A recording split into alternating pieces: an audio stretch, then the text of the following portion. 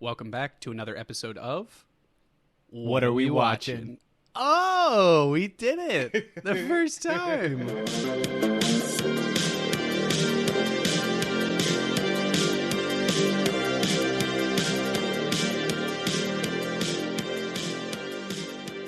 This is big. I've been trying. You've been trying. I've been trying to get in there. Yeah, every time we do that, he always makes a face like I'm about to pick him for kickball, but then I pick Athletic Steve.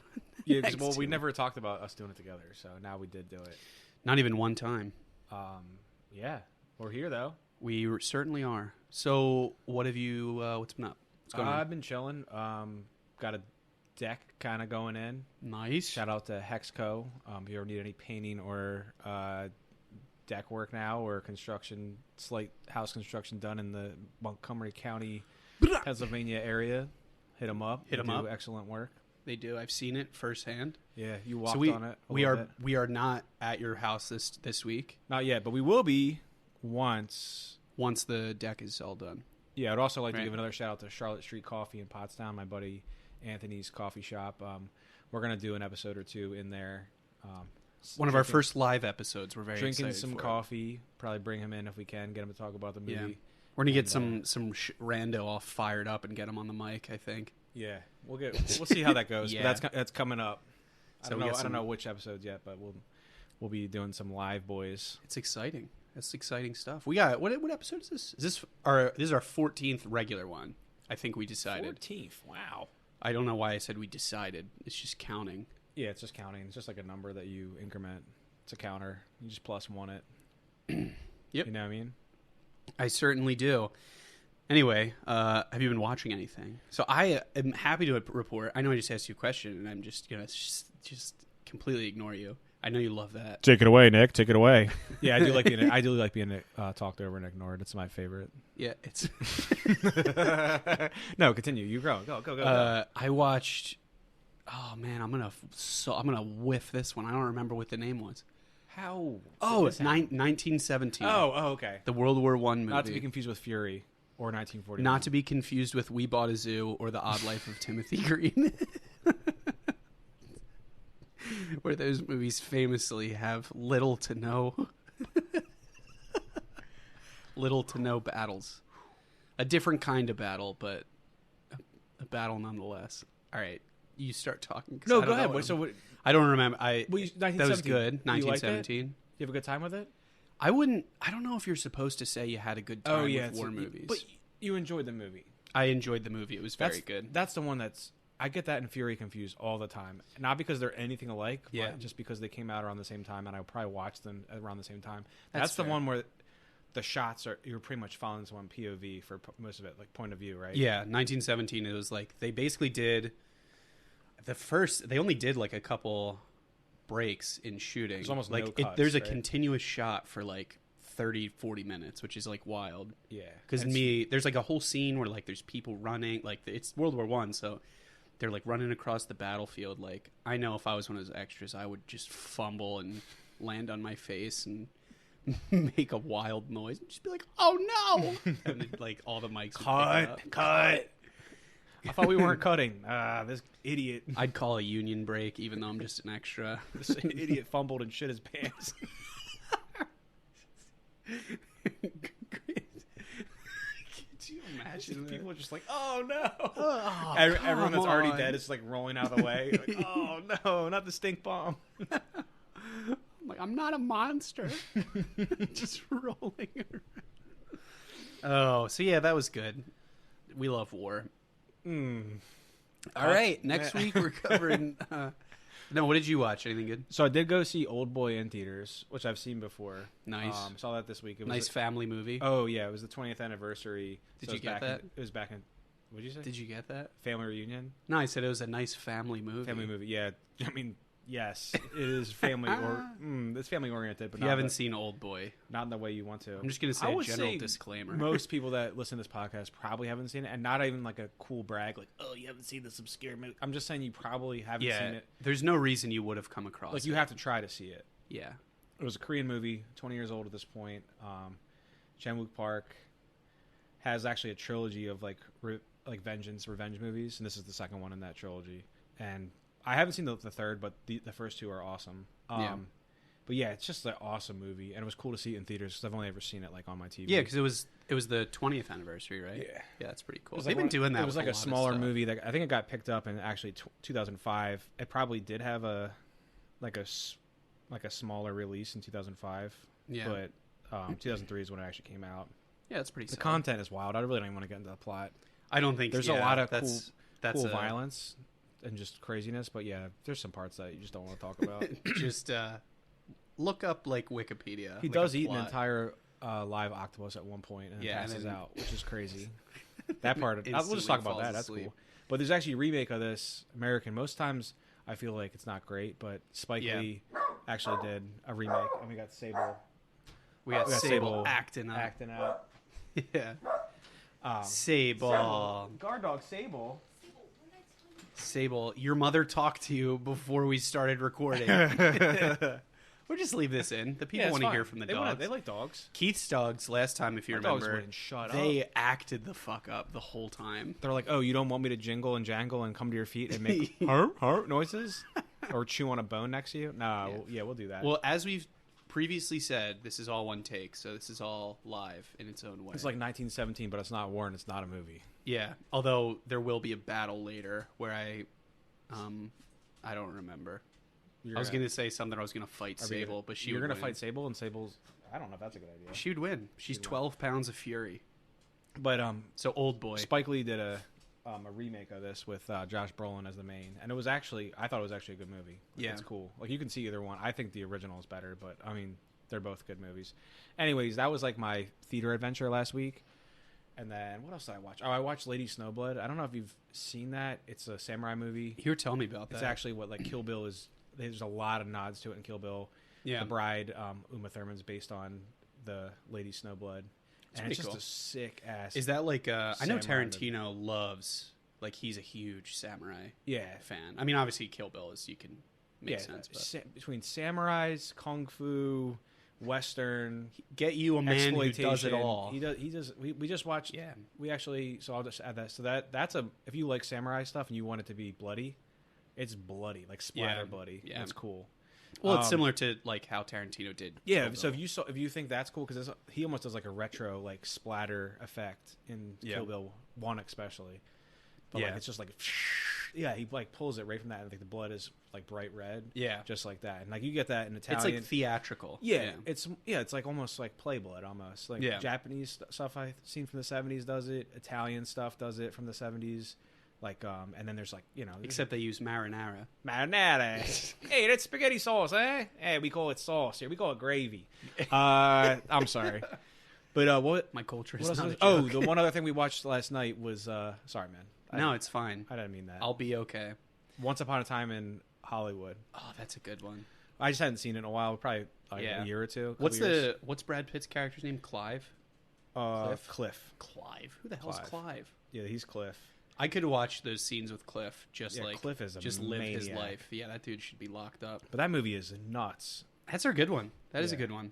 So we watched that last night. So we got a lot of stuff, a lot of movies to recommend. So what did we have? Do you want to recap and then we can go to the plot? Yeah, Old Boy. I would say if you like, I don't know, if you haven't seen a good Korean thriller, it's great. It's good. It's just different. Korean movies are like it's just their writing, the general writing is just different. Yeah. Like if I was going to recommend a starter, Parasite from 2019, I think it was. That was like pretty psychological, pretty not anything like Old Boy, but really nothing like it, but. Like you can get the vibe. It's just a different French movies. I feel like have a different style. Yeah. Italian movies have a different style.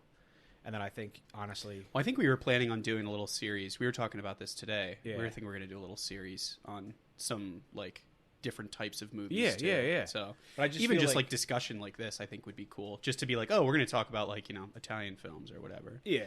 But yeah. So is that a watch? So we have Old Boy is a watch. 1917 is a watch. Oh, for sure. What was the other one that you watched? Once Upon a Time in Hollywood. That's a watch. That's definitely a watch. If you haven't seen that yet, that's just a good ass movie. And it has like it's a good Tarantino melds movie. Like real things that have happened. Like Charles Manson's in it. Yeah. Sharon Tate is in it. Yeah. Roman Polanski's in it. and then they like, but they blend the lines with like Rick Yeah. Dalton, and Cliff. Like they blend the lines, and they actually put Rick Dalton in The Great Escape as you know what I mean? Like it's really cool how they like blend reality and his story. They did a good job with it because I mean it was supposed to be, and again I don't want to dive too deep into this, go off too much into a tangent, but yeah, it's like supposed to be. I mean, you recognize like Bruce Lee is in it. Yeah, Bruce well. Lee. Yeah. That actor they got to do Bruce Lee, I was explaining to Olivia, I was like, dude, that is like he killed it. He kills it. Yeah, and like the way he talks is like pretty much exactly how he talks, and like he had a really weird like cadence. Yeah, like it's like, but they somehow got it. Yeah, and I was like, bro, talented that's actor. like it's like actually like Bruce Lee. Yeah, and that's another. I did rewatch Enter the Dragon recently. Speaking of that, yeah. So we only watched like 10 movies. This was all yesterday. Yesterday. No, but I did watch that like last week sometime. But we were talking about like that's going to be playing at a theater soon. I think. We're going to try 40th or something or no? Yeah, it's the 40th. 40th. No, is it 50? It's 50. 73. 50th. Yeah, 50th anniversary. Damn. So keep an eye out for that. But how about let's get into it. What are we doing today? What do they do? What are they watching? What? What do they? I think you got double translated there. Like you're a bad subtitle. That's like a great. That's like a great an English movie translated with the subtitles of French back to English, and then that's what you just got. And that's what I just said. I ripped that as a live insult the other day to my lady, and it went over really well. Yeah, it went over well because she said something, and the words were just like "I am truth" or something, and I was like, that just sounds like you doubled the subtitles, but like AI did it. Great. Anyway, so we are watching Dumb and Dumber will be the movie of today. So Keith, just tell the people how you feel about this movie up front. All right, so I'll be honest. When people ask me what my favorite movie is, this is my favorite movie. Yeah. And I don't care what type of movie. I don't care like, oh, well, that's not really like cinema. That's like a goofball comedy. And I'm like, yeah, but it's probably my most watched movie, and it's probably my favorite movie that I'll put on. Like, yeah, but I'll still key your car. How about that? What? You said that earlier. I've been saying that a lot. You said somebody else innocent was keying cars, and I was like, who's doing that? I see someone, we brought up like a haircut style, and I said, oh, if you have that haircut, you're definitely keying cars in the parking lot. And I was like, damn, that person probably doesn't key cars, but maybe they do. I don't know. But this movie, 1994, it came out, so I was 6. My dad would pick us up on Wednesdays. And I remember he took us to see this movie. And we were probably way too young. We were definitely way too young to see this movie, but it's like fun. What was this rated? Is this PG-13? It's PG-13. You're fine. But I just remember being like so into the fact that our dad took us to this movie. Yeah. My brother was 4, so he probably had no idea what was going on. Yeah.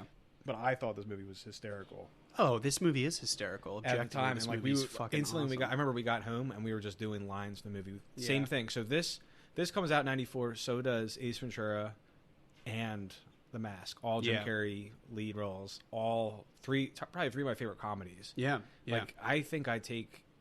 This is gonna sound, someone's gonna be upset about this, but I think I take this stream of Carrey over Adam Sandler, buddy. Really? I don't know, dude. I think these movies destroy me. We'll have to have a.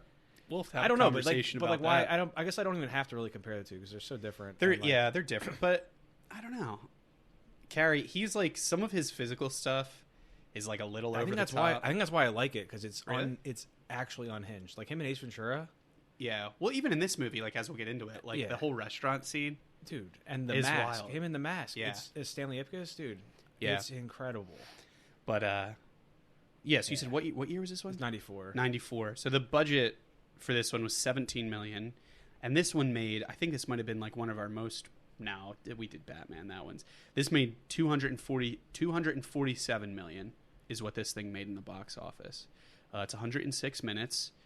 And do you want to go over the cast? So we already talked Jim Carrey. Yeah, so plays it's Lloyd, written and directed by the Farrelly brothers. Yeah. So this actually, just as a quick little fact thing, apparently this was a John Hughes story that he sold to them, and he would remain. He asked to be. Yeah. So it was basically originally like thought up by Hughes, and then he sold it to the Farrelly brothers and asked to just basically not have a credit in it. Dude, this movie, yeah, like people shit on the idea of this movie so much. Yeah, like it was crazy. I was watching something on it earlier today, and it was originally named. The original name of it was a power tool is not a toy. Was the original name. And like they show a clip of it. It's like the same intro where that Dumb and Dumber comes in with all the goofy letters, but it just says a power tool is not a toy, and it's like a saw blade and stuff. Oh, that's pretty cool. But I guess they shopped it around, and people were like, "Yeah, it's got like that's that a name's stupid ass name." But yeah, there was a lot of like, even before we get into this, like I was looking at the list of people that like were asked to be in this movie. They asked 25 people. Yeah, but among them, these are the people who are not in it. Nicolas Cage was asked to be in it, and he declined because he asked for too much money. Did you know that? Yeah, he was supposed to be co-star with Jim Carrey. Bro, that would have been. I don't even know. If Apparently, I had to look this one up because I couldn't remember like why he turned it down.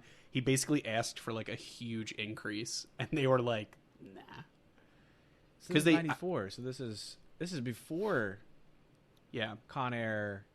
Yeah, this was around leaving Las Vegas. It was like right around there. It's right before. Yeah. That was so 95. I think he probably just was like, all right, I'll do another. The last movie he did before was 93 is Deadfall, which is literally a 0% on Rotten Tomatoes. Yeah, well, and his role in it is like honestly one of the craziest, funniest things I've ever seen. 5 minutes with. He's wild. We got to do a Nicolas Cage dedicated episode. You don't have to tell me twice. You know me. That's my guy. That's your boy. That's my guy. We went to high school together. Like that's my ride or die. Some people call Keith Cage. I don't know if you knew that or not. So he was asked to do it. Steve Martin and Martin Short. I saw that. Turned down Lloyd, which I just thought was really funny. Gary Oldman was asked to do it. What the? Yeah. Why do they? Some of these characters I don't understand. Like these actors, that would have been. I don't know. Wildly different. And then this says, I don't know if this is true, but Christopher Elliott and Rob Lowe were also considered for the role of Harry. I could see Chris Elliott. Yeah. So they ended up going with. So I'm only bringing this up because this is a fact that I got from our friend Emily D at work. Shout out. She gave us a Dumb and Dumber fact. Yeah, she was. Let's go, Emily Doyle. We were talking about it. Jim Carrey got paid several $1 million because of all the other movies that he was in, and he was like known for being in a comedic role. This was Jeff Daniels' first comedy movie, and they basically had no faith in him. He got paid like $50,000 to play that character. That's wild. Yeah, it was like not. I don't know if that's the exact figure, but basically they were like, "We will barely pay you to be in this movie," and that was like a huge to do. Yeah, like I said, Emily told me that, mentioned it to me. She's like, "Oh yeah, you guys are doing this movie. Like, look up how much they got paid." And I looked it up, and I was like, "Oh shit, that sucks." Oh my god! But I mean, it turned. He literally had done no funny roles before. Right, this. He was in. The only thing I had seen him before this was Gettysburg. Yeah, and that is historically not hilarious. Movie. Yeah, that's not a funny movie. No. So anyway, do you want to talk about the rest of the cast now? So this movie, they actually, when they shopped it out, they were sent into places. They would actually, instead of getting no response what they expected, they would get like calls and emails or whatever letters back saying, "This is the worst script I've ever read." Like they were just getting flamed for this. Yeah. And then I guess New Line sought out Jim Carrey after The Mask because The Mask was just coming out. So like, well, what about this guy? Will you guys use this guy? Because you said 25 plus people turned it down. Well, you said 25 plus people. I just had a couple. Oh, I guess I have that here. Yeah. Yeah. And then Jeff Daniels read it, asked his friends if it was actually funny, and they were like, "Yes, this is funny." And then I just want to add one thing that he said that makes so much sense to me. He said like instead of trying to just act stupid, he just wanted to be stupid. So he would just shake his head out, like just imagine like rattling your head around. Yeah, and then just like trying to just trying to operate, and that's how he seems genuinely stupid in that movie. He did so good. Have you ever like held your sneeze in or like just almost like stood up too soon? You stand up too quick. Walking, yeah, and everything that you just were thinking about is vapid. Gone. It's gone. Like I operate on like that sometimes. I'm like, dude, I might be stupid. Like you just like you feel like lightheaded. Yeah. So I'm like that makes so much more. That's why this movie actually works. It was it's not genuinely just good. Yeah, it's like you can tell he's like actually trying to pull it. You can tell he doesn't want to be stupid. Yeah, is like he's not playing stupid. It's like someone who is stupid, and they're like, I'm mad that I'm dumb. Just imagine like you have to dumb yourself down, so you just shake your head around a little bit. You're like, okay, now I'm good. I'm Jim ready Carrey, to rumble. I don't know. He's an actual psycho, so who knows what he did? He's like a method actor, but the only method he has is just insanity. Wild. Yeah, just how he might I don't know. I'm gonna say I don't know who's crazier, him or Nicolas Cage, but those two just like Jim Carrey. I think that's why I'm attracted, like not attracted to them. Well, drawn to them is because bow now, it's bow so down, over the top. Like it's to a level that's just like not even comprehensible. Yeah. It's like, how are they doing this right now? Yeah. Like it's like midnight. Go to bed. You know what I mean? Remember when I did that bow now, down, but down thing? No, you did. That was fucking stupid. That was dumb. I'm just kidding. I actually liked it, but I've had too much coffee. All right. Do you want to just get Yeah, going? so the plot, real quick, Jim Carrey plays Lloyd Christmas, incredible last name. He has his classic chipped tooth, which is actually a chipped tooth, which I thought was kind of cool. That wasn't, like, Jim Carrey just has his tooth chipped. He chipped his tooth. I thought that was neat. I don't think I noticed that. Well, I noticed he has a chipped tooth, but I don't think I noticed it in anything else. He has it, like, capped. He got it fixed. Jeff Daniels plays Harry Dunn, which is Harry and Lloyd, the Dumb and Dumber. Lauren Holly plays Mary Swanson. Karen Duffy plays J.P. Shea. Mike Starr as Joe Mentalino? Then he goes by Joe Mental. Joe Mental. Fucking kills me. That's pretty good. Charles Rocket as Nicholas Andre. Terry Garr as Helen Swanson. Victoria Rowell as Beth Jordan. And credited as Athletic Beauty. That's funny. And the last one I'll say is Cam Neely as Seabass. Yeah, and that's the thing I will say about Seabass. I saw this when I clicked on his link earlier. Was he was an actual NHL player, like a pro NHL player, for I think it was like 86 to 96 or something like that. Something like so this movie 83 to 96. So this movie was filmed in 94. So he was just and then I saw this like little like featurette, whatever, and they like interview some of the actors, and he's on there, and he's just talking about how he got into the Seabass like mindset. He's just like, yeah, once I put the clothes on, it all just kind of made sense. It all just and I was clicked. just dying thinking about that. Yeah. And then Harlan Williams is the only one I'm going to add. He's the motorcycle police officer. Oh, he's great. And he's just... I told you, this got a laugh out of M. He is one of the funniest, but not recognized people. Like Yeah. him and Half Baked as Kenny. Yeah. Holy shit, bro. I forgot about that. Yeah. And he's in other stuff. I was just thinking about other stuff he was in. But he's in a bunch of stuff that... he's in one of my favorite movies, Freddy Got Schmingered. He's his best friend. Oh my god, dude. He's just hilarious. He's hilarious. Yeah, it is. They really knocked it out of the park. Yeah. And then finally, I just noticed this is kind of cool. Music. Todd Rundgren did some of the music for this, which I just thought that was a neat little thing. Yeah. All right, dude. Should we just dive into the plot? There's like so many quotes. We're probably gonna miss some. Just as like a disclaimer, we could just talk about the quotes. That's what I have quotes written down. Yeah. Do you want to talk us through the plot? Sure. So the general idea is you meet Lloyd and Harry at the same time, and they're just two like schmucks. I like already want to say quotes and talk about. Go ahead. I don't care. Lines. Fire it in. So I want to talk about the scenes where you are introduced to them. Yeah. Like, just to set the scene. He pulls up in a limousine. A limousine pulls up, and that music is playing, and it's like, I don't even know what that song is. I don't know. It is the best song for this vibe. It's just too good, and so it's like a limo pulls up, the window goes down, and it's Lloyd in like fancy clothes, Jim Carrey, and he goes, "Excuse me, do you know where the what does he say? The university the medical school. The medical school. Like, I have to give a lecture, and then she's." This girl, he's basically just like trying to chat up this girl, and she's like, she gives him an answer, and she clearly has an Australian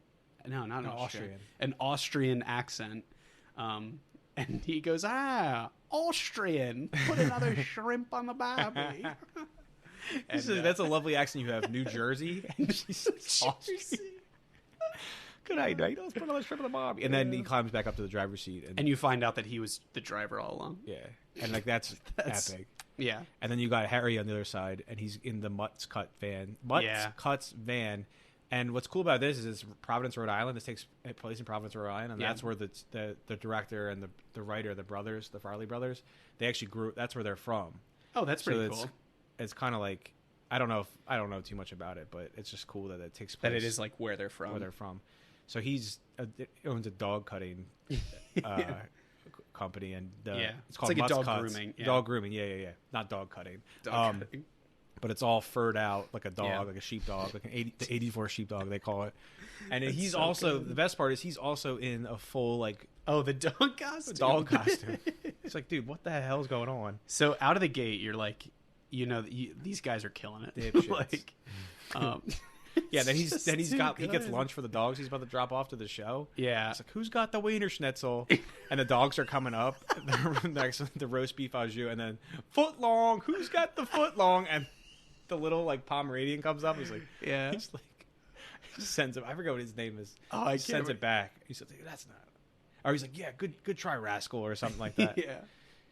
And then now you go back and you got Lloyd picking up Mary Swanson, and who is like a main character. He pulls up to the estate she lives on. He goes, "Suck me sideways." That was something that we would always say. My dad would say it. All of my brothers would say it. "Suck me sideways." I'm like, I don't know if we're supposed to say this. Yeah. But then he immediately takes out Blanca and shoots it outside his mouth. Yeah.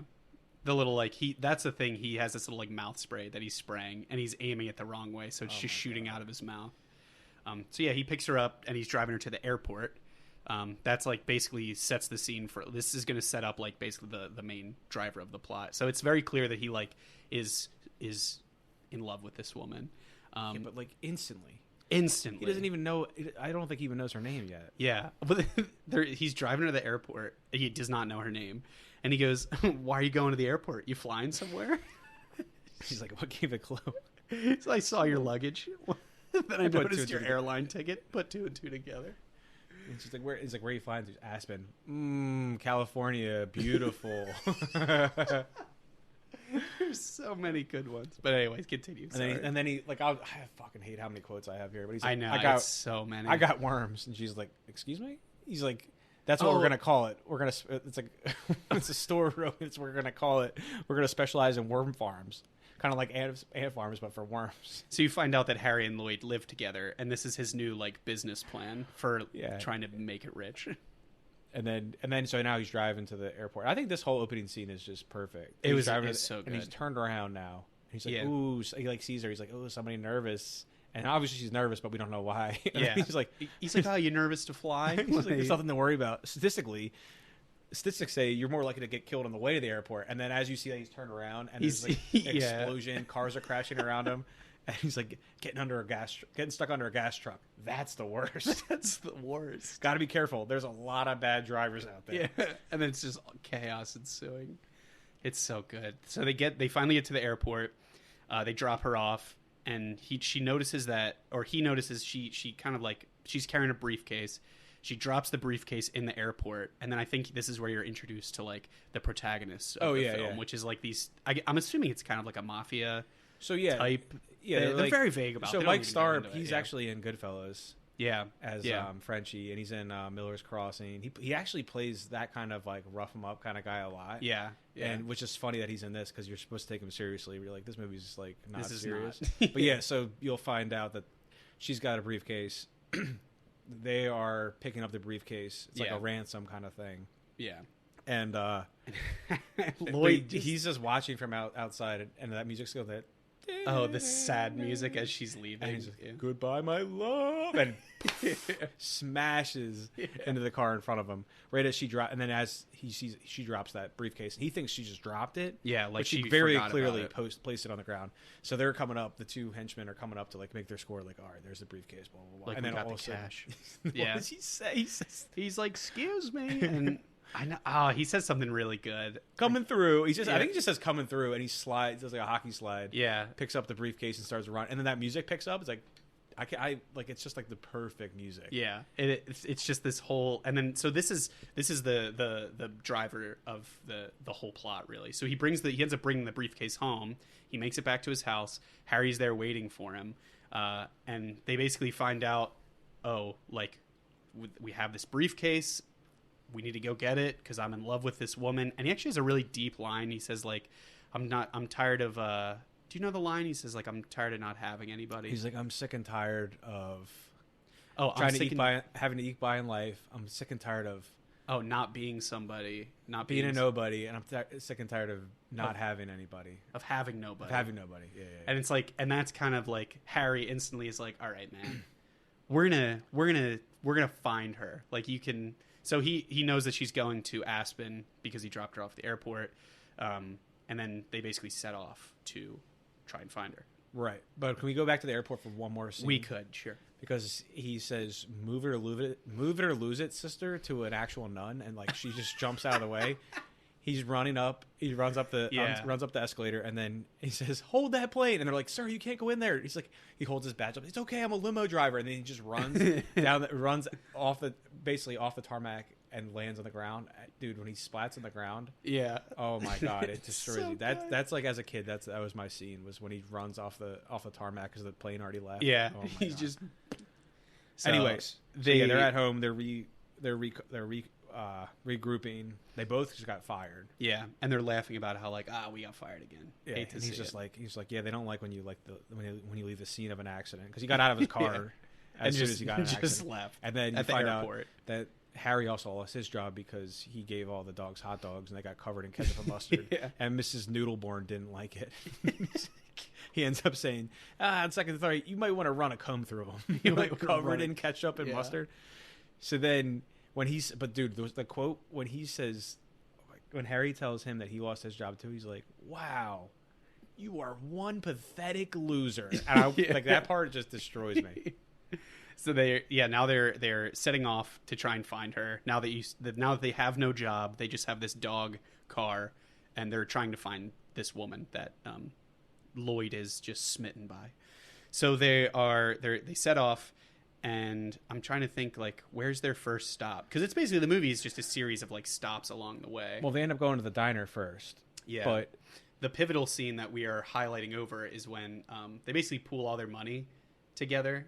Do you know where I'm going with this? With the parrot? Yeah. That's yeah. And he's like he's eating snacks. Him. He's eating like, I don't even know what they are, like corn nuggets or something. Yeah, and he's like eating some snacks. And Harry's like, "Where'd you get money for those?" Because they just lost all their money because he trusted the old lady when he was trying to order the Rhode Island Slut magazine. He put his wallet in there, and then the old lady stole all of his essentials, which was beer, a Yosemite Sam hat, and some pinwheels. So man, we're really like jumping all over with this plot. He right basically now. just but so he says, he's like, "Yeah, I was able to raise $25 extra," and he's like, "How did you do that?" He's like, I sold some stuff. He's like, "To who?" To Billy in 4C. The blind kid? The blind kid. He's like, "What did you sell him?" He's like, "A few baseball cards, a sack of marbles." Petey. So you find out you sold Harry's my dead bird to a blind kid who got his head cut off. The bird got his head cut off. He's like, "Harry, I took care of it. And he taped the bird's head back on. And it's just this kid being like, "Polly, want a cracker?" So I don't know if you've seen the unrated one, but there's like 3 additional scenes, and one of the additional scenes is when he goes and when you see the henchman kill the bird, he grabs it. You actually hear like a pop, and you see him take the head off. God! So thank God they cut that out. But so I was like, well, another theme in this, what you just said, is like the henchmen. They're always like, these two idiots are basically like totally unassuming. Like they have no idea that this briefcase meant anything, but these two like henchmen are after them the entire movie. So they're always kind of like one step behind. Just to kind of set the scene a little bit. So the first stop, they're in the car. They stop at the diner to get some food to fuel up before they want to go. And do you want to take it over again? This is probably one of the most like repeated lines that comes out of this. But yeah, they're like one thing that they're talking about when they get to the diner. He's like, "Oh, they're looking at the jukebox. They're like, they got the Monkees. They were a major influence on the Beatles." I'm just you're just like so dumb. That's like, come on, man. It's so good. But then he's like, "Oh man," he's like, "Oh, excuse me, Flo." Yeah. What is the soup du jour? All she says is, "Oh, it's the soup of the day." He's like, "Ooh, sounds lovely. I'll take it." Yeah. What is the soup du jour? Oh yeah. So then Harry spills salt.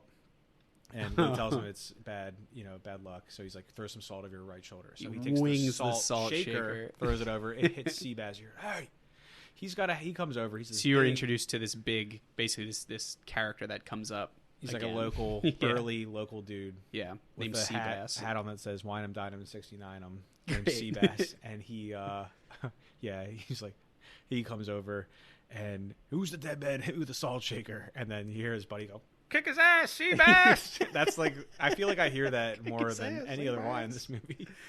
And so Seabass proceeds to spit in his burger, and for some reason in the unrated one, which I've seen, it's just like a 2 seconds longer. Yeah, they cut the spit in the regular he actually one.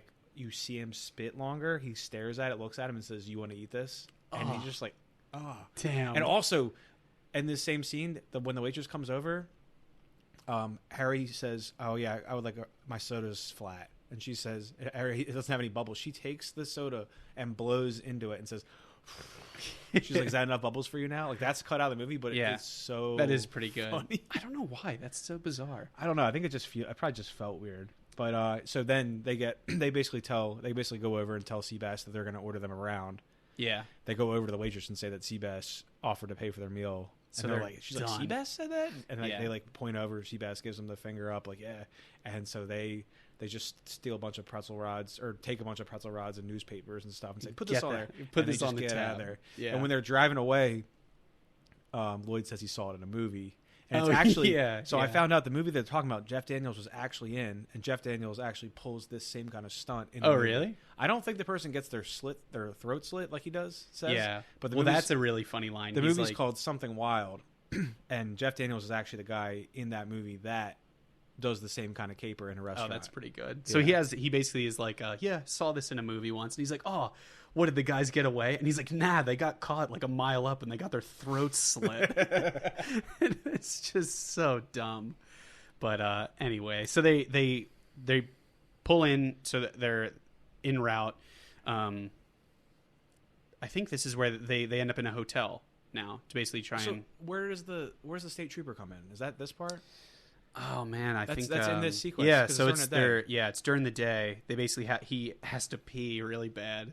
So he's peeing in all these empty beer bottles. Oh yeah, no, it's right after this because they can't stop. Because they can't stop because they're going to get stopped by Seabass. Yeah. So they can't stop. So Harry's driving and he has to pee. Yeah, he feels like he's like, oh, just reach back. I got like some empty beer bottles back there, and he pees and fills up like 6 of them. And that's a genuine concern of mine that I would have to, like, if I had to pee in a bottle, so which I've had to do sometimes. Well, his face when he's like, Harry, it's filling up. It's filling up. It's like filling up. Panic. And I'm like, dude. Yeah. And then he does the hot swap with the other bottle. And now he's holding the empty beer bottles. They're speeding. Yeah. And they go right past the trooper who is played by Harlan Williams. Yeah. Who pulls up next to him and keeps saying, pull over, pull over. He rolls his window down with the beer bottle still in his hand and says, it's a cardigan, but thanks for noticing. So eventually he says, pull your vehicle over. They pull over. Yeah. And he's like, oh, you've always been doing a little boozing, have you? You say this to me all the time. What do you say? Like, what have you been sipping on Grandpa's cold medicine? Cough medicine? And I'm just like... It's so good. God, like, and then he goes to take a sip of it. He smells it. Give me one of those. And he's like, I don't think you should do that. And he's like, oh my God. Damn. And you call yourself he's like, you'll shut your mouth if you know what's good for you. Oh, yeah. That's what it is. You'll shut your mouth if you know what's good for you. And he takes like a big swig and does like probably the funniest, like in this movie, this hilarious. Like, I don't know how. I wanted to ask Harlan Williams how he thought of that. There's no way that was scripted. Hey, make one of your sides of your mouth pucker and then just shake like a fish. Yeah. And then he's like, get out of here. Get the hell out of here. Because it was obviously pee. So he drinks piss and they now they're in the motel, right? Right. So they pull into a motel. Again, still being followed by these 2 henchmen. It's just already plural. So they're being followed by the henchmen. So I'm kind of skipping a little bit forward. So this is where he's our hitchhiker. This is one of the next big scenes. Well, I have to say some quotes. Sure. Okay. So while he's driving at night before they get to the hotel, he starts daydreaming about Mary Swanson and meeting her, picking her up, like pulling her skirt up real quick. So you see her little butt cheeks. It's real weird. And then it flashes. Scene. It's really weird. And then they flashes to them having like a fire inside with a bunch of people you don't know, and he's like the center of attention, and he lights his fart on fire, throws a bunch of nuts in his face, and you're like, okay, this is what he's dreaming about. And then this is the scene I was actually talking about when we were doing Big Trouble last week. Yeah, the restaurant scene where they're at the French restaurant. The waiter is like sucking on his lady's arm, on Mary Swanson's arm, like kissing it all over. And he's like, he gets up and it starts like a wild, like a Bruce Lee style montage. And then the cook that comes out, he starts doing his own. Like they start. It's so long, God. And the fucking they're just like, like screaming. I wish we had the video whole just time. for this part, but the stuff that Jim Carrey does, in his little montage where he's like, he does, he's He's doing like the fish gills and stuff like that. The stuff he does, so stupid. The motions he does in that. I know he came up with that. Oh yeah, they basically. I like to think that they were just like, all right, just go for it. Like, just fucking live your life, man. And then he was rips his heart out. He rips the dude's heart out, puts it in a doggy bag, and hands it to him, and they're out. And then it's back to that song that's playing, which I should know the name of it. It's so good. It's like it keeps coming back in this movie. It's anytime he's like thinking about. I think it might be just the dream sequence, but then then you just see Mary Swanson and her bosom is the headlights of a truck that keep flashing on and off. Yeah. And then he wakes up to realize that he's about to go head on with the actual truck. Yeah. And then they get to then they're at the hotel. Then they're at the hotel. And then there's the fucking the telephone scene. Oh yeah. So there's like the henchmen pull up and they're like, these are some weird guys. Like they're in a hotel now and he's in a phone booth and there's a guy that just keeps knocking on it and he's like, hello. Have you considered other people? Like he's going off. He's like, oh, he turned his back. I'm so mad. I almost like it. Yeah. He's like, get off the phone. And then he's like, then he pretends he can't hear him, so he has to come say closer. Yeah. He's like, get off the... And punches, knocks him out through the glass. Oh, my God. I know that's not a scene that needs to be talked about. But these are the things that like made my childhood what it was. It's all the little scenes that you don't expect to show up. You don't need that. Like, why was there a guy that was like, oh, I'm getting mad. I think I like it. I think I like it. I think I like it. Like, that was not... And then while they're at the hotel, they're in a jacuzzi, heart-shaped jacuzzi tub. Sitting next to each other. And you hear that... Harry's like spilling his guts about Freda Felcher, who's a girl that he was dating at one point, who left him for another guy, and you find out through Lloyd's expressions that the other guy was him. Yeah. And have you ever seen the second one? Freda Felcher's an actual character in the second one. Yeah. Which I don't think it's a great movie. Probably don't ever need to see it, but it's funny that they brought Freda in. That is pretty good. So now, back to where we were. So now it's the next day. They're basically the little henchmen are trying to move in and get a little more information. So the one guy, Mental, poses as a hitchhiker, and Harry and Lloyd like instantly pick him up. They're like, "All right, come on, like we'll hang out." And it's like, we don't usually pick up hitchhikers, but yeah. What does he say? I don't remember. What he says. He basically says like he's using his best judgment. Yeah, he's like, I got a good feeling about you. So he gets in there, and you can tell that Mental is like he's playing it really cool. And then he's like, "Hey fellas, how about we listen to the radio?" And then they start like it's just a sequence of just like them making noises until they're finally like, "Holy shit!" Like, yeah, what are we doing? And then they see another family. It's like a huge family of people. They pick all of them up too. And they're all singing and stuff like that. And Mental's just getting more and more pissed off. This is another thing from my childhood. Because they're playing tag like back and forth around him. And he freaks out. And then they're like, and he's like, "Hey, you want to hear the most annoying sound in the world?" And no one says anything and goes. Me and my brothers used to do that in the van all the time, and it would just drive our parents nuts. Or like, because there's 4 of us, they would just go like, "Shut, like, come on!" They'd throw socks at you, full with. But yeah, then the song they're singing is mock. Yeah, yeah, bird, yeah, and it's, dude, I'll do that all the time. Like at work, I'll start doing it. Mock, yeah. I'm sure no one. And then when they pick up the family is Spanish, so they go mock, see, yeah, see, and it's just like you can't make that movie. The writing is just like nobody has ideas like that. It's just so ridiculous. It really is. So they decide they stop for lunch. At Dante's Inferno. So I guess there's like this whole scene with hot peppers. They're like, "Oh, come on, like let's eat one." The atomic pepper. Yeah, the atomic pepper. So each of them eat one, and it's just like they're having a meltdown. Basically, Mental goes off and calls like Shay, who's following them, and is like, "Oh, like I'm moving in. Like don't worry about it." And then they flash back, and they're hiding hot peppers in his sandwich. Yeah.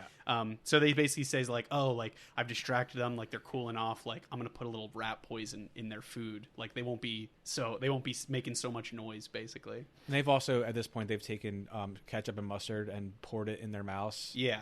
And been just spraying it like a fountain everywhere to get rid of the hot stuff. So the guy Mental, he has been taking medicine, so he has like a stomach ulcer, I think is what it ends up being, or like heart. Was it something with his stomach, right? She says the ulcer, and he's like, but I'll be fine or whatever. Yeah. So he's taking meds for a stomach ulcer this whole time. So he takes a bite out of his sandwich, and they've hidden like a shit ton of these chili peppers in there. He starts having a really bad reaction, and he's like, oh, you got to get me my meds. And they're like, oh, here you go. He eats like a handful of them, and he realizes that it was the rat poison he was going to use. Yeah. So they kill the guy. They basically kill him. In Dante's Inferno. Yeah, they accidentally kill him. And I don't think they even realize that they've like... Or were they just like, all right. They get out of there. But yeah, I think it doesn't register. The ambulance comes, and they're just like, all right, we're out of here. So they leave. Yeah, so basically the police are called, and they said like, oh, they said they were headed to Colorado. And so then they're back in the car, like driving to Colorado, and accidentally Lloyd is super distracted, and he takes a wrong turn, and they end up in Nebraska. Yeah. So he's supposed to take like a left turn, and he drives straight. Lloyd realizes like he messed up, and kind of gets pretty mad at him. So they end up they end up trading their van, which is still the dog van the whole time. They end up trading it for like a little mini bike, and they're like, all right, we're going to Aspen now. Did I miss anything? I think the only scene in there is the fire. Yeah, you missed where they meet. What's her name? They meet. Oh, there's like another love interest in the movie. What is her name? We just talked about her. She's the athletic. Oh, it was Beth Jordan. Beth. Yeah. So Harry meets Beth, and he's like, for some reason, smitten. He's like, oh, these are your skis? And she's like, yep. He's like, both of them? Yeah. So for some reason, she's into him, and you're like, there's no way. Yeah. So he's like, hey, you're going to Aspen? We're going to Aspen. Like, maybe we could, get some coffee. But this whole time, he accidentally pours gasoline. He overfills the car and spills gasoline all over himself. And then then lights a cigarette for lights her. A cigarette. Throws it down. His legs are on fire as she's trying to give his number. She's like, oh, no, that's my work number. Hold on. And he's like, just give me the damn number. And his eyes are crossed, dude. His eyes are fucking crossed. So but at the same time, Lloyd is in the bathroom, and this is another scene that like is insane. I forgot about this. And it says, "For manly love, be here promptly at 2:15 or whatever it is." And you hear that music, that panic music, as he looks at his clock, and it turns to 2:15. The door opens, and it's Seabass. Yeah. So so the only other thing about the unrated version is this season is longer. Yeah. And it's really weird because when he gets in there in the regular movie, he's just like Jim Carrey. Cowers in a corner. He gets closer. Yeah, Harry has his legs on fire, opens the door, knocks Seabass out, puts his foot in the toilet. But in the unrated one, he you see his underwear and it's leopard, and he says, "Take me to my safe place or my happy place." And he's like, "I'll show you your happy place." It's really weird. God, and I'm like, I'm so glad they cut that. I'm glad I did not watch that version. It's like literally 2 extra seconds, but it's like, oh God, I'm so glad they cut that. So so now they're on this little mini bike, and they're driving to Aspen, and it starts off as like a fun. They're like, yeah, we're having a good time, but then it starts getting really cold, and they're just like frozen on this little mini bike. I think Harry pees, and he's like, oh, it's actually pretty good. He's like, it's like warm. It's warm, yeah. So they arrive in Aspen, and he's like, all right, so like, where do we find her? And he's like, oh, I have no idea. He's like, well, what's her name? And he's like, Mary. He's like, well, what's her last name? And he's like, I don't know. Slappy. Yeah, he says, what does he say? And then he sees Samsonite on the briefcase. It's Samsonite. Oh, we were way off. So they basically don't have anywhere to stay.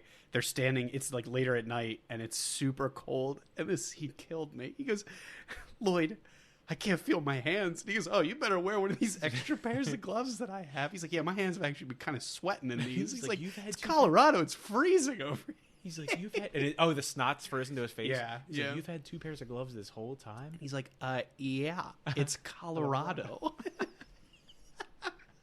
So Harry basically attacks him and is like, you know what? We're dealing with this briefcase. I'm just going to throw it in there like by a body of water. He accidentally opens it and discovers that like it was a shit ton of cash. Yeah. And so now like the great spending of like, all right, you know what? We're going to borrow some of this money before we return it. We're going to replace it with IOUs, and we're going to get somewhere we're going to stay somewhere, get food and new clothes. And then it turns into just a montage of them renting out like a presidential suite. They buy a Lamborghini with the money. That's the $250,000 IOU. Yeah, IOU. You better hang on to that one. Yeah. So and then they're just like blowing money left and right. Dude, the scene where they're getting the manicure pedicure thing and they're using fucking saw blades to grind out his toenails. And basically the whole time there's another really awesome scene. He's just like, it's a line of people that have been helping him, and he's like, here's some for you, and he's tipping everyone like $100. So like they're just pissing away this money at this point. And the part where he's getting shaved and he uses the ketchup packet as a fake blood to scare everybody. That was good, dude. That whole scene. God, I think those scenes are just like little kid scenes, like that you remember as a kid because you're like, oh, that's so. You're like, that's silly. I mean, I think that's funny now. It's so funny. And so they find a picture of Mary. They find out, like, it was in the newspaper. I think it was a newspaper. Yeah. That her and her family are doing like a gala, and he's like, "Oh my god, that's how he finally finds out her name. That's how they find out what her name is." He's like, "Oh, so we were not even close." So they prepare to attend this gala, and they go through like a whole other montage of like buying suits, and they land on the two greatest suits. It's like a bright orange, and the other one's, what is it, purple? No, it's like a light blue. It's like a very light blue. I don't even know what you call that. It's like an electric blue. A leisure suit blue and leisure suit orange. I don't know. So it's so wild. So my friend actually at his wedding, him and his wife did those two colors, the canes and the. Oh, that's so good. That was so good. They're beating the shit out of each other with the canes, and he's like, "All right, truce." So they get to this gala. They're basically all dressed to the nines, and they see Mary, and he's super nervous to go up to him. And I loved this scene where he's like, "Harry, you go up there, brag about me, so like I don't have to make myself look good." And he's like, "Where are you gonna be?" He's like, "I'm gonna be over at the bar setting up the vibe," or like he's like placing the vibe. And then he's over at the bar just like flexing around and stuff. God. So it turns out that I guess Mary ends up liking Lloyd. Like they hit it off is what happens, right? Yeah. So I think in his confusion, he was supposed to be introducing her to, Mary falls for Harry. Harry was supposed to be like introducing her to Lloyd, and then he agrees like, "Oh, how about like you and I go on it?" Like she asks him out on a date, and he agrees to it. Do you want to pick it up? Yeah, from here? and then that's where he has the champagne at the bar, right? Yeah, and he's like, "How about some bubbly to celebrate?" And he's just like, because he tells him, he's like, "Oh yeah, Harry, like Lloyd, you definitely have a date." He tells him 10 a.m. at a bar. Oh yeah, That sets it up for the next piece. Yeah, he tells him. I think he just says 10 at the bar. Yeah, 10 at the bar, and then Lloyd takes that as 10 a.m. 10 a.m. He's an actual numbskull. So, but he pops the champagne, and the gala was for like an extinct or a super endangered bird, like a snow owl. Yeah, and the cork just fires across the whole gala and just kills the bird. Yeah. So he also says Harry goes up to Mary and goes, "Nice Hooters." She's like, "What?" And he's like, "No, I mean the birds." Like he had no idea that was even something like. But I lost. I was like, "Oh my god, come on." That was just it's just a funny throwaway line. So they end up killing one of these birds, and then kind of on the side, I think this is like where they're talking to like the people that are handling the henchmen. They were like, "Oh, this is like a message. Like these guys are pros. Like they keep thinking that their dipshittery is actually them is like thought being con men, con men. Yeah, but it is absolutely not. And like they assume that they didn't pay the gas bill, so they wrote on a note like, "Oh, sorry, gas man." And he's like, they got to be good. He's like, "Oh, how did they know? Like, how did they know I had gas?" And so then it's basically the next day, and Harry and Mary have like a date day of like skiing. And stuff. It's like a great montage skiing date. So that's what it is. That's at 10 a.m. But he sent Lloyd to the bar. To the bar. So Lloyd is sitting at the bar, and it's kind of flashing back and forth, and he's very clearly not supposed to be there. And he goes, "Pardon me, sir, is it 10 a.m.?" And he goes, "Sir, it's after 1 p.m." And he goes, "Yeah, that's what mine says too." Because he's been there for hours. He's just been waiting. And so they're having like this really awesome day of skiing. They're like building snowmen, and the one scene, she like playingly throws a snowball at him, and he gets he balls up snow and fucking ruins her with the snowball. Crushes her with that snowball. And don't they do like some inappropriate stuff with the snowman too? Yeah, like she gives him the carrot and the eyes, and he makes a ween out of it. Oh, a little Peter Pan. How about it? Pan. Yeah. How about it? Okay. Anywho, dump that. So then, what's her name? Oh my god, I can't actually remember her name. Once I saw Athletic. Beth meets Lloyd at the bar. And He's can't be more pissed off. Yeah, it's so good. And I forget what he says to her because she's just going off about her. Yeah, she's like, you know what? She's like, and you know what that bastard said? It like flashes back. He goes, and you know what that bastard said? And he's like, for the love of God, no. Like he's so, and she's like, I'm gonna tell you anyway. Like, so oh my God. They catch back up, and then Lloyd sees Harry. He's leaving, and he sees Harry drop off Mary. So he's like pissed. He ends up meeting him back at their place, where he's like, "Oh yeah, you definitely have a date and stuff like that." And he's like, "What? You said 10 a.m.? Come on, it's a bar." And he goes, "Right, I know. I just thought she was a raging alcoholic." He killed me. So basically, he's setting him up for a date at 10 p.m. Yeah, but 10 p.m. Yeah. So he basically finds out, like, all right, they agree that they're going to go on a second date, Harry and this girl, at like 7 or something like that. So Lloyd pranks Harry. He basically laces his coffee with like an insane amount of laxative, so that like he's going to ruin their date essentially. So it flashes forward to they're at Mary's house, and he's just like, the toilet is broken, and he's just like violently disgraces it, for lack of a better word. It's bad. It's really bad. And then last time I talked about the unrated one, but the unrated one, that scene is super extended, and he has to throw the toilet out the window. Like he picks up the whole. Some of his excuses are fucking the awesome. whole thing. He's like, I'm shaving, I'm washing my teeth, is what he says. And it's just like clink clanking around in there. He's just shaking his head and coming up with what he can think of. Yeah. So then Harry is basically like knows where she lives because she saw Harry go there. So he shows up and basically is like, "Oh, like, do you remember me?" And she's like, "Yeah, you're Lloyd, right?" And he's basically tells her like, "I have your briefcase." Like and she is shocked that he had her briefcase. So she's like, "All right, like, I'm gonna go get that. Like, Harry, I have to leave." Basically, right. So she leaves him in the shitter. Leaves him in the bathroom. He basically he takes the suitcase.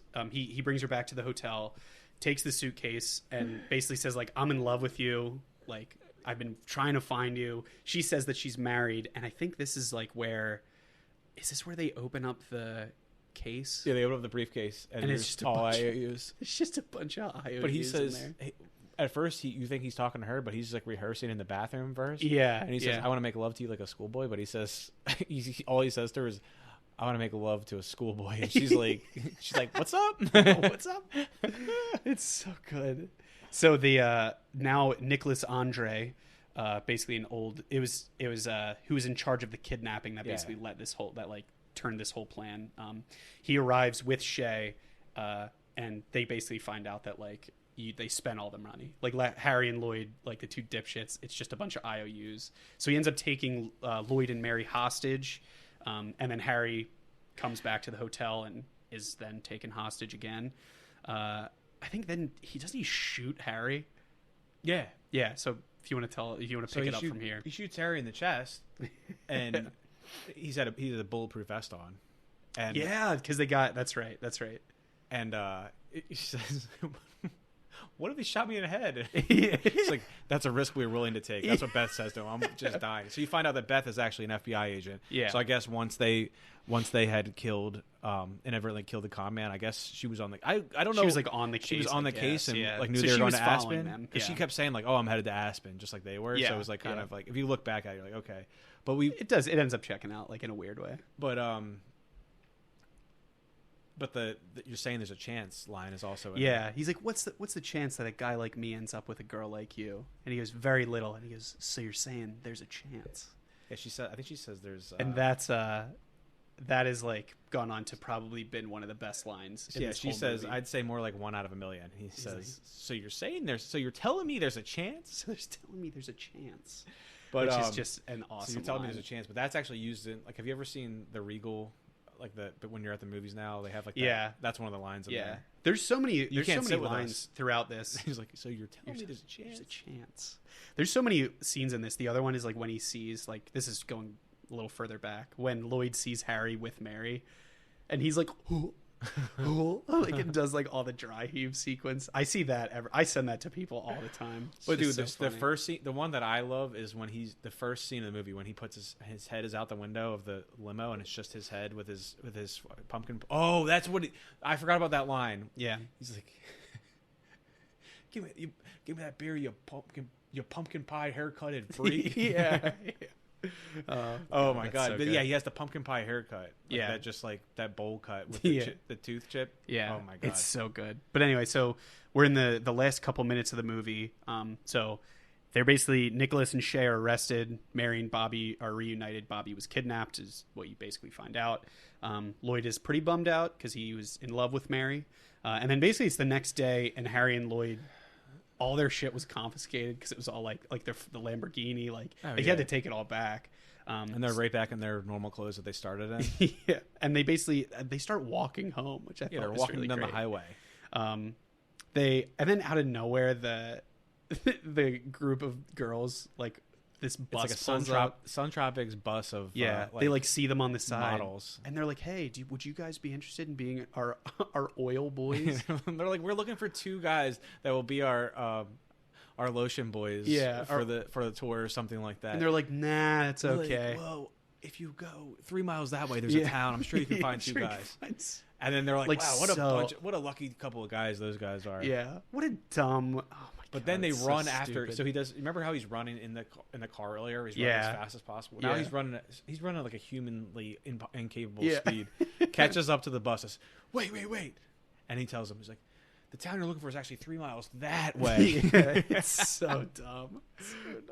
Which I really liked the end, the final thing. Harry tells Lloyd that they'll get their big break one day. They'll be like, don't sweat it, man. Like, we'll get our break one day. And then they end up playing tag, and it basically the movie closes like they're playing tag with each other to walk back to Rhode Island. Yeah, and then that is the end of the movie. This is the top movie for me. I feel like it's like almost like front loaded for me. Yeah, like I don't think the movie gets worse, but like it definitely they establish the silliness really early on, and then it just goes from there. Like it's so good. And I will say on Wikipedia I've never seen this movie poster, but it's basically the movie poster, but then them sitting on a bench like Forrest Gump. Oh, I did see that. I've never I don't remember that. That's really good. That kills me. It just sets the tone for the whole movie. And that's just what it is. But these guys also did. Remember you were talking about the greatest beer run ever? Yeah. These guys directed that movie. Oh, did they? Yeah. That's another cool movie. Because I was looking at their filmography, and I got down to that, the greatest beer run ever. Yeah. And you were telling me I need to see that, and I'm like, damn, they did that. Yeah. Now you have to see it. This is one of your favorites. They did a lot of great stuff. Like they did Kingpin, Something About Mary. Oh, Kingpin is awesome. Me, Myself, and Irene, Shallow Hal. That's another good one. But yeah, they have a great catalog. They did do Dumb and Dumber 2, which I saw it in theaters because I needed to, nostalgic wise. But man, that's a rough movie. Yeah, it's But Jim Carrey though, that's the last thing I'll say about this. Jim Carrey, his '90s run. So unreal. I saw him in what 80s movies I saw him were Once Bitten. It's like kind of a this vampire. Is Jim Carrey. And Peggy Sue Got Married. That's with him and Nicolas Cage. Yeah. But Ace Ventura, The Mask, and Dumb and Dumber all 94. And then Batman Forever. He was busy. Yeah, Batman Forever, Ace Ventura, When Nature Calls 95. And then Cable Guys 96, Liar Liars 97, Truman Show's 98. Yeah. That's crazy. That is a wild run. So he actually, I heard that he basically got these strings of movies from In Living Color, like his time on In Living Color. Oh yeah, have you seen that? I have. His stuff. He was like, it was basically like his. If anyone has never heard of that or is just a fan of Jim Carrey, it was basically like a sketch comedy. Oh yeah, Canadian sketch comedy. I guess I don't know what you would call it, but. He was it's just sketch comedy, but he was on there as like a really young guy, and it's just like it's just so fucking funny. Like some of the shit that's on there. Yeah, Keenan Ivory is the one that actually created the show. Oh, okay. But dude, yeah, even like if you watch the first couple episodes, like you'll see bits that he does, especially like the Star Trek ripoff. Yeah. He uses that stuff like in Ace Ventura. Yeah, like the way he acts. In Ace Ventura, you can definitely see like it's so good. Well, you watch some of these early ones, and a lot of the people that were like around during that time were like, you just knew he was gonna like make it somewhere. Which but is in Living cool. Color, I recently was watching like the first season of that recently, and that is the whole. It holds up. Oh my god! But well, yeah, I think that was like. I think we can wrap it there. Did you have anything else you wanted to say? Not really. Other than that's probably my favorite movie, and it's like one of the funniest movies of all time. I feel like we just packed a ton of shit into this. I feel like everybody has seen this movie. They have to. Right? This is like such a comfort movie. But Dumb and Dumber, man. Are we Dumb and Dumber?